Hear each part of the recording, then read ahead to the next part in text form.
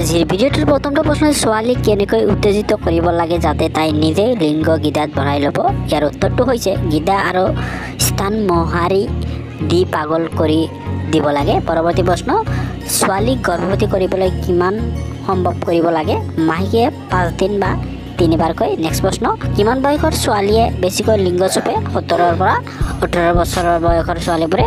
পৰৱৰ্তী প্ৰশ্ন ছোৱালীয়ে সম্ভৱ কৰাৰ পাছত কি কৰিব বিচাৰে? স্তন চুপাবলৈ বিচাৰে। নেক্সট প্ৰশ্ন ছোৱালীয়ে সম্ভৱ কৰাৰ আগতে লিংগটো কিয় চুপে? লিংগটো তাতে অধিক টাইট হয় তাৰ কাৰণে। পৰৱৰ্তী প্ৰশ্ন ছোৱালী বিয়াৰ পাছত সম্ভৱৰ মন হ'লে প্ৰথমে কি কৰে?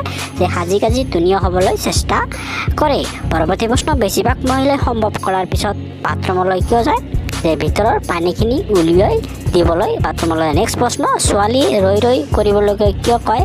যে সোনকালে পানী নোলাব তাৰ কাৰণে। পৰৱৰ্তী প্ৰশ্ন বেছি দেৰি গ'লে সম্ভৱ কৰিবলৈ ল'ৰাবোৰে কি কৰিব লাগে? লিংগ আৰু সম্ভৱ কৰাৰ ধ্যানটো আঁতৰাই দিব লাগে। নেক্সট প্ৰশ্ন সম্ভৱৰ বেছি ইচ্ছা কোনবোৰ ছোৱালীৰ থাকে? নতুনকৈ বিয়া হোৱা ছোৱালীবোৰৰ বেছিকৈ ধ্যানটো থাকে। পৰৱৰ্তী প্ৰশ্ন কেনেকৈ সম্ভৱ কৰিব? চপ চপ শব্দ হয়, লাহে লাহে কৰিলে চপ চপ শব্দটো হয়। নেক্সট প্ৰশ্ন সম্ভৱ কৰি থকা অৱস্থাত ছোৱালী কোনটো অংগত ধৰিব লাগে? স্তন দুটাত ধৰিব লাগে।